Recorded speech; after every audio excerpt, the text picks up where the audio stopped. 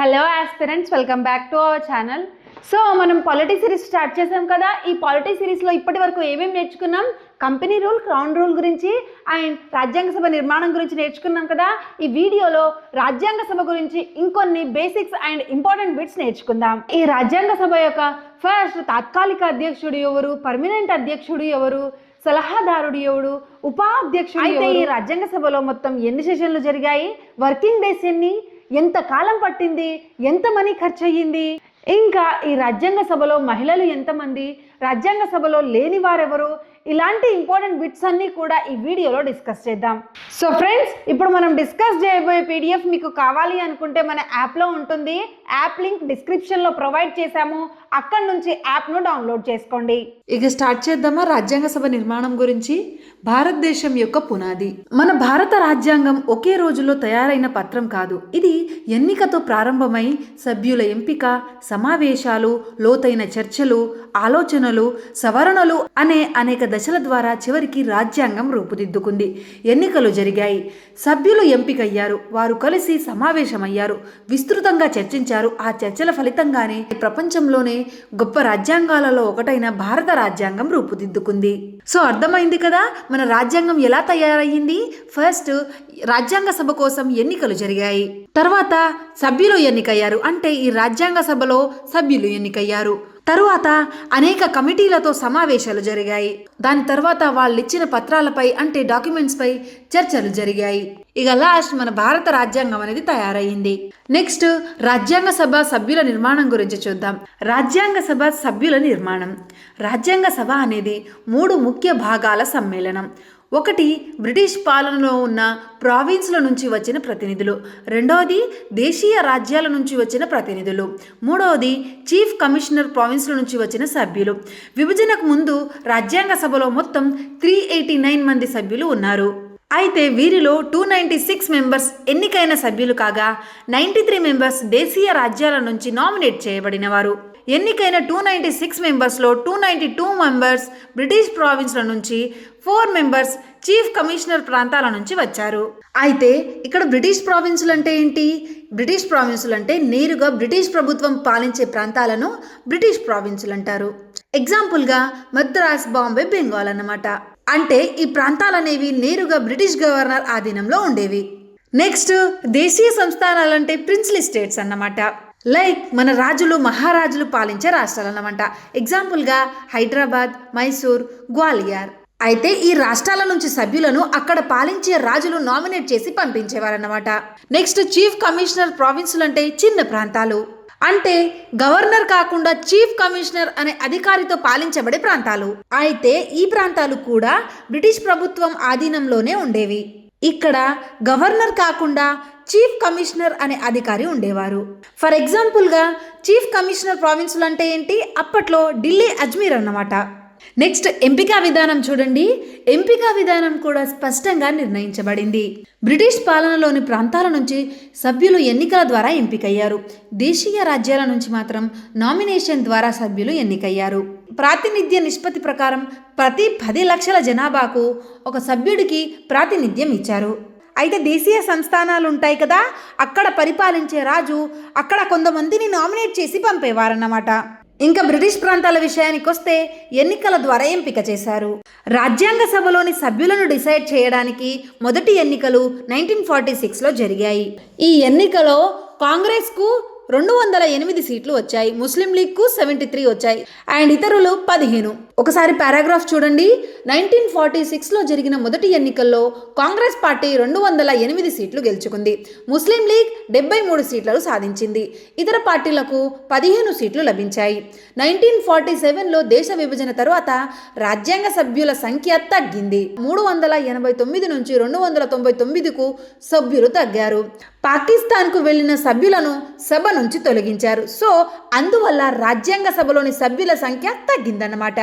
ఒకసారి ఇమేజ్ చూడండి ఎంత క్లారిటీగా ఉందో. విభజన ప్రభావం వల్ల రాజ్యాంగ సభలోని సభ్యులు ఎలా తగ్గారో చూడండి. 389 నుంచి 299కు తగ్గారు. ఎందుకు?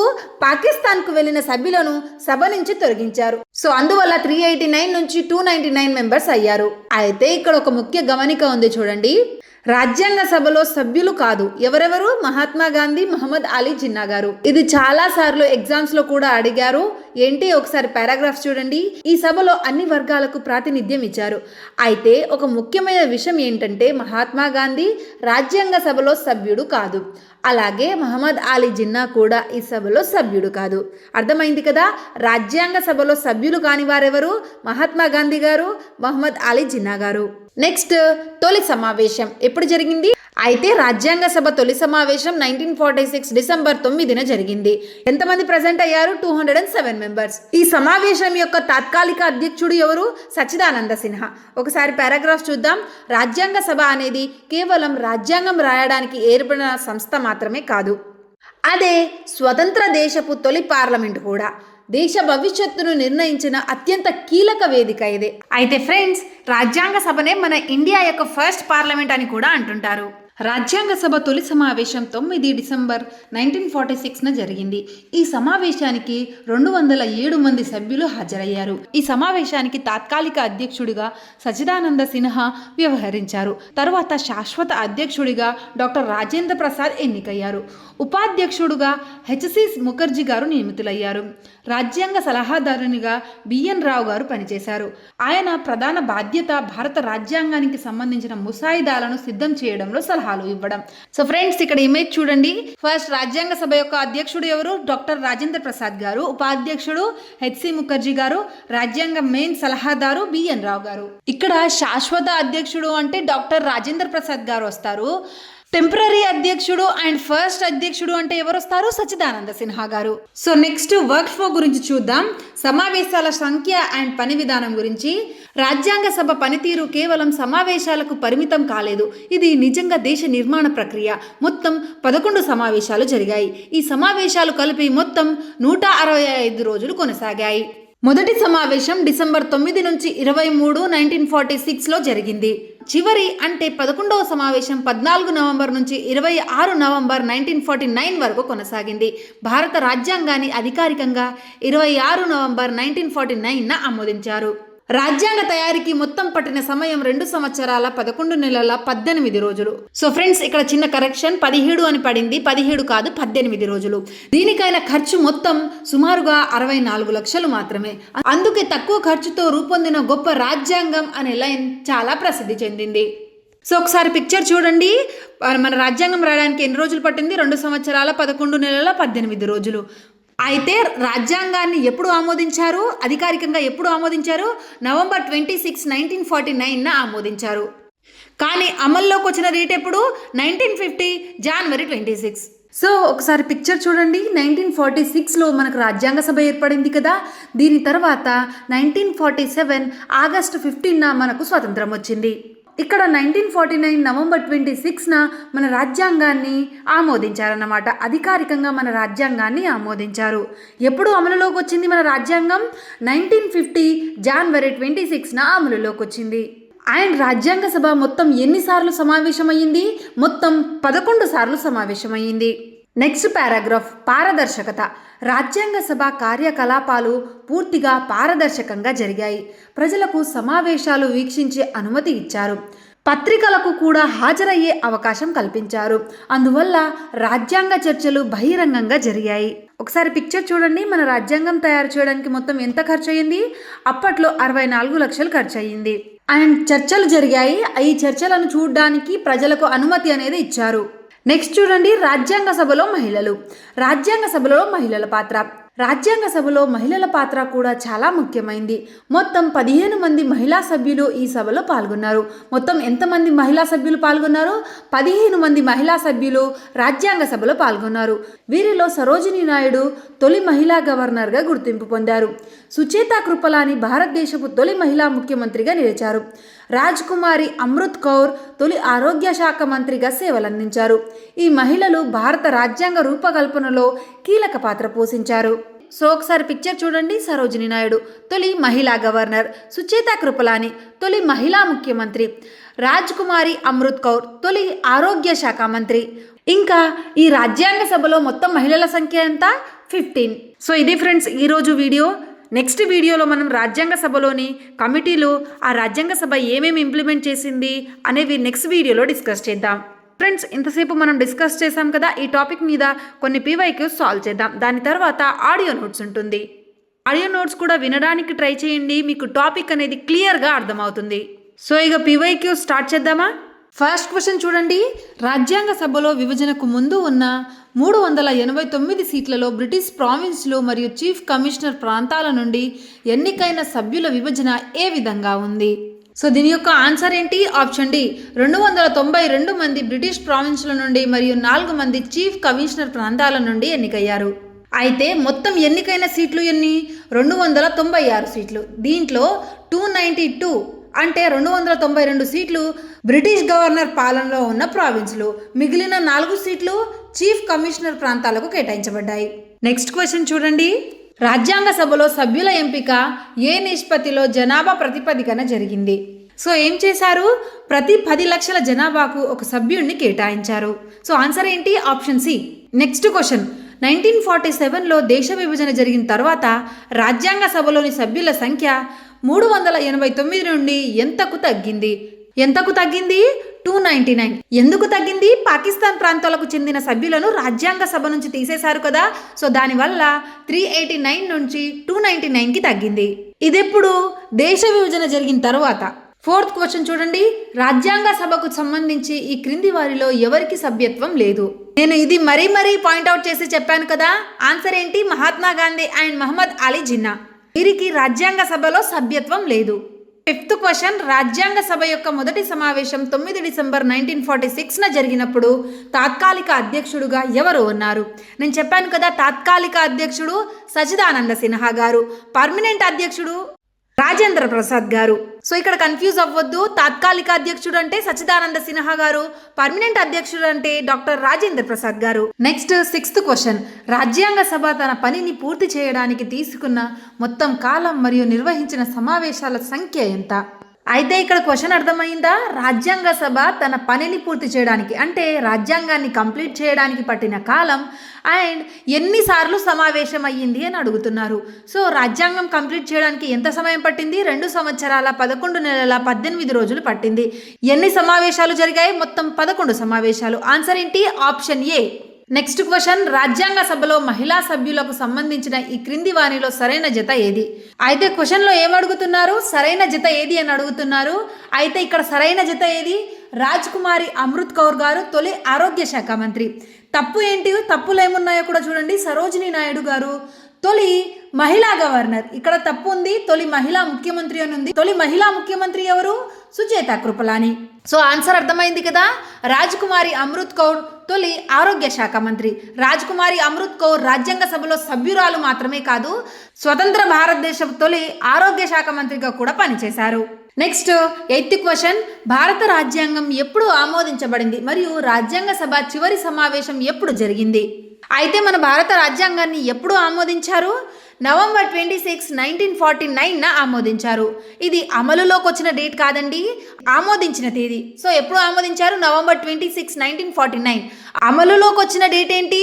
1950 జనవరి 26. చివరి సమావేశం 11వ సమావేశం.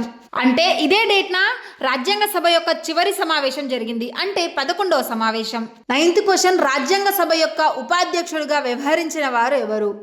రాజ్యాంగ సభ యొక్క ఉపాధ్యక్షుడిగా వ్యవహరించిన వారు హెచ్సి ముఖర్జీ. అయితే దీని యొక్క అధ్యక్షుడు ఎవరు? రాజేంద్ర ప్రసాద్ గారు. హెచ్సి ముఖర్జీ ఉపాధ్యక్షుడయ్యారు. అండ్ సలహాదారు బిఎన్ రావు గారు. రాజ్యాంగ సభ మొత్తం ఎన్ని రోజులు పనిచేసింది మరియు దాని తయారీకి సుమారుగా ఎంత ఖర్చు అయ్యింది?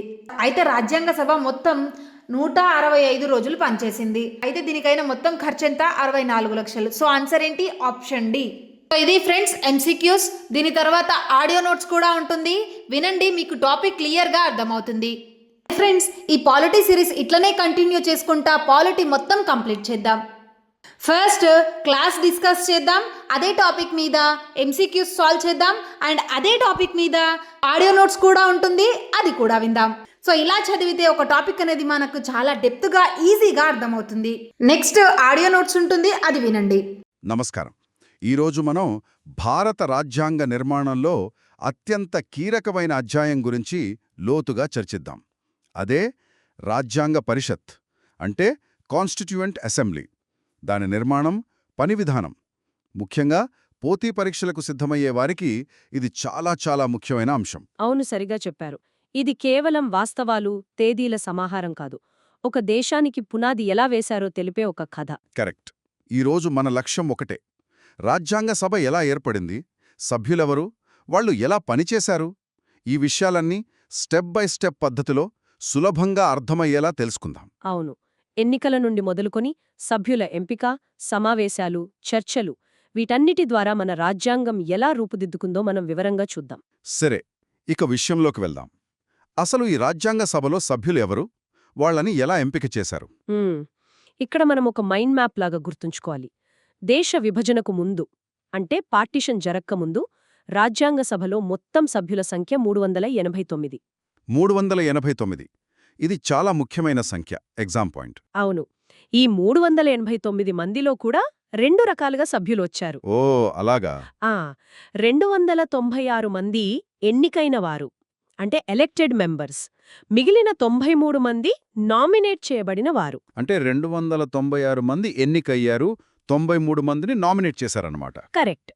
ఎన్నికైన 296 మందిలో కూడా 292 మంది బ్రిటిష్ పాలనలో ఉన్న ప్రావిన్సుల నుండొచ్చారు. మరో 4 చీఫ్ కమిషనర్ ప్రాంతాల నుండి ఎన్నికయ్యారు. మరి నామినేట్ చేయబడిన 93 మంది? వాళ్లు దేశీయ సంస్థానాల రాజుల చేత నామినేట్ చేయబడ్డారు. ప్రిన్స్లీ స్టేట్స్ అంటాం కదా, వాటి నుంచి. అర్థమైంది. అంటే కొంతమంది ఎన్నిక ద్వారా, మరికొంతమంది నామినేషన్ ద్వారా వచ్చారన్నమాట. మరి ప్రాతినిధ్యం ఎలా ఉండేది? అంటే ఏ ప్రాతిపదికన ఈ సీట్లు కేటాయించారు? ఇక్కడే అసలైన విషయం ఉంది. ప్రతి 10 లక్షల జనాభాకు ఒక ప్రతినిధి ఉండేలా కేటాయింపులు చేశారు. 10 లక్షలకొకరు. ఇది కూడా గుర్తుంచుకోవాల్సిన ముఖ్యమైన పాయింట్. అవునవును. ఇక 1946లో జరిగిన ఎన్నికల విషయానికొస్తే ఆ ఫలితాలు అప్పటి రాజకీయ పరిస్థితులను స్పష్టం చేస్తాయి కదా. ఖచ్చితంగా.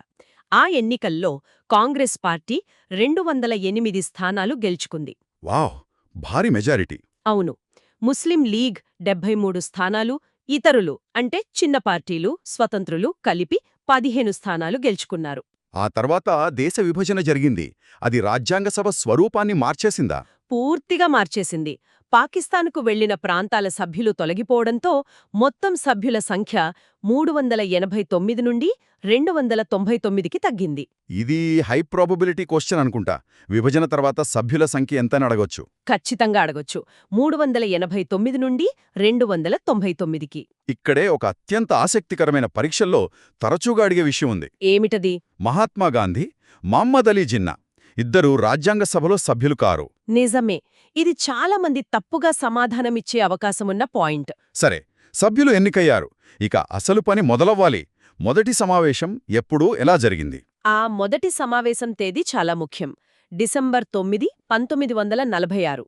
డిసెంబర్ 9, 1946. అవును. ఆ సమావేశానికి 207 మంది సభ్యులు హాజరయ్యారు. 207 మాత్రమేనా? మిగిలిన వాళ్ళు? ముస్లిం లీగ్ దీన్ని బహిష్కరించింది. అందుకే ఆ సంఖ్య. ఆ రోజున సభలోని అత్యంత సీనియర్ సభ్యుడైన డాక్టర్ సచ్చిదానంద సిన్హాను తాత్కాలిక అధ్యక్షుడుగా ఎన్నుకున్నారు. టెంపరరీ ప్రెసిడెంట్ అన్నమాట. అంతే. మరి శాశ్వత అధ్యక్షులు, ఇతర అధికారులెవరు? ఆ తర్వాత అంటే డిసెంబర్ 11న డాక్టర్ బాబు రాజేంద్ర ప్రసాద్ శాశ్వత అధ్యక్షుడుగా ఎన్నికయ్యారు. Permanent president. అవును. ఆయనతో పాటు హెచ్.సి. ముఖర్జీ ఉపాధ్యక్షుడుగా ఎన్నికయ్యారు. సరే. దీనితో పాటు సర్ బిఎన్ రావ్, ఈయన పేరు చాలా ముఖ్యం. ఈయన రాజ్యాంగ సలహాదారుగా నియమితులయ్యారు. రాజ్యాంగ సలహాదారు, కాన్స్టిట్యూషనల్ అడ్వైజర్. కరెక్ట్. ఈ 3 పేర్లు, వారి పదవులు మ్యాచ్ ద ఫాలోయింగ్ రూపంలో అడగడానికి చాలా ఆస్కారముంది. President Rajendra Prasad, vice president H C. Mukherjee, adviser B N Rao. Perfect. ఇక్కడ మనం గమనించాల్సిన మరో కీలకమైన అంశమేంటంటే రాజ్యాంగ సభ 2 పనులు చేసింది. 2 పనులా? అవును. 1 రాజ్యాంగాన్ని రచించడం, అది మనకు తెలిసిందే. 2 స్వతంత్ర భారతదేశానికి మొదటి పార్లమెంటుగా చట్టాలు చేయడం. ఓ, అదా విషయం. అంటే ఒకే సభ 2 పాత్రలు పోషించిందన్నమాట. అంతే. ఒక దేశానికి రాజ్యాంగం రాయడమనేది ఒక సుదీర్ఘ యజ్ఞం లాంటిది. ఈ మొత్తం ప్రక్రియకు ఎంత సమయం పట్టింది? ఎన్ని సమావేశాలు జరిగాయి? మొత్తం 11 సమావేశాలు జరిగాయి. రాజ్యాంగ సభ 165 రోజుల పాటు పనిచేసింది. 165 రోజులు. ఇక పట్టిన సమయం విషయానికొస్తే ఇది ప్రతి అభ్యర్థి ఖచ్చితంగా గుర్తుంచుకోవాల్సిన సంఖ్య. చెప్పండి. 2 సంవత్సరాల 11 నెలల 17 రోజులు. 2 సంవత్సరాల 11 నెలల 17 రోజులు. అవును. మన రాజ్యాంగం 1949 నవంబర్ 26న ఆమోదించబడింది. ఆ రోజునే మనం రాజ్యాంగ దినోత్సవంగా జరుపుకుంటాం. మరి దీనికైనా ఖర్చెంత? ఆ రోజుల్లో సుమారు 64 లక్షల రూపాయలు ఖర్చయింది. 64 లక్షలు. అవును. అందుకే మన రాజ్యాంగాన్ని తక్కువ ఖర్చు గొప్ప రాజ్యాంగం అని కూడా అంటారు. చాలా ఆసక్తికరంగా ఉంది. ఇంకో ముఖ్య విషయం, ఈ చర్చలన్నీ ప్రజలకు, పత్రికలకు బహిరంగంగా జరిగాయి. పూర్తి పారదర్శకత పాటించారు. అంటే సీక్రెట్ మీటింగ్స్ కాదనమాట. ఎంత మాత్రం కాదు. ఇంత పెద్ద నిర్మాణ ప్రక్రియలో మన దేశ మహిళల పాత్రను ప్రత్యేకంగా ప్రస్తావించుకోవాలి. తప్పకుండా. ఇది చాలా గర్వించదగ్గ విషయం. రాజ్యాంగ సభలో మొత్తం 15 మంది మహిళా సభ్యులున్నారు. 15 మంది. ఈ సంఖ్య ఎగ్జామ్ పాయింట్. అవును, కరెక్ట్. వీరిలో ముఖ్యంగా 3 పేర్లు మనం గుర్తుంచుకోవాలి. ఎవరు వాళ్ళు? వాళ్ళు తర్వాత కాలంలో చాలా కీలక పదవులు చేపట్టారు. ఒకరు Sarojini Naidu. The nightingale of India. అవును. ఆమె భారతదేశపు తొలి మహిళా గవర్నర్ అయ్యారు. అవును. రెండవవారు సుచేతా కృపలాని. ఈమె తొలి మహిళా ముఖ్యమంత్రి. ఉత్తరప్రదేశ్కి కదా? అవును, ఉత్తరప్రదేశ్కి. మూడవవారు రాజకుమారి అమృత్ కౌర్. ఈమె తొలి ఆరోగ్య శాఖ మంత్రి. వాహ్, ముగ్గురు చరిత్ర సృష్టించిన వారే.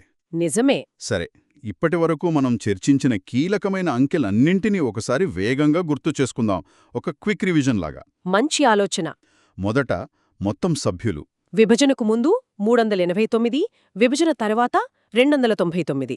ఎన్నికలు జరిగిన సంవత్సరం 1946. మొదటి సమావేశం డిసెంబర్ 9, 1946. శాశ్వత అధ్యక్షుడు డాక్టర్ రాజేంద్ర ప్రసాద్. రాజ్యాంగ సలహాదారు బిఎన్ రావ్. మొత్తం సమావేశాలు ఎన్ని జరిగాయి? 11. పనిచేసిన రోజులు 165. రాజ్యాంగ రచనకు పట్టిన సమయం 2 సంవత్సరాల 11 నెలల 17 రోజులు. దానికైన ఖర్చు సుమారు 64 లక్షల రూపాయలు. చివరిగా మహిళా సభ్యుల సంఖ్య 15. అద్భుతం. చూసారుగా, మన రాజ్యాంగ నిర్మాణం వెనుక ఎంత కృషి, ఎంతటి చారిత్రక ప్రక్రియ దాగి ఉందో. ఇది కేవలం అంకెలు, తేదీలు కాదు, ఒక జాతి భవిష్యత్తును నిర్దేశించిన ఒక మహాయజ్ఞం. అవును. ఈరోజు మనం రాజ్యాంగ సభ నిర్మాణం గురించి తెలుసుకున్నాం. అయితే అసలైన పని వివిధ కమిటీల ద్వారా జరిగింది. కమిటీలా? ఉదాహరణకు ప్రాథమిక హక్కుల కమిటీ, డ్రాఫ్టింగ్ కమిటీ, ఇలాంటివి చాలా ఉన్నాయి. రాజ్యాంగంలోని ఒక్కొక్క అంశాన్ని ఈ కమిటీలు ఎలా చర్చించి, ఎలా రూపొందించాయో తెలుసుకుంటే మన రాజ్యాంగ నిర్మాణంపై మరింత లోతైన అవగాహన వస్తుంది. అంటే ఆ కమిటీలు, వాటి అధ్యక్షుల గురించి ఆలోచించడం మన తరువాతి అడుగు అన్నమాట. కరెక్ట్. అది మరో పెద్ద ఆసక్తికరమైన అధ్యాయం.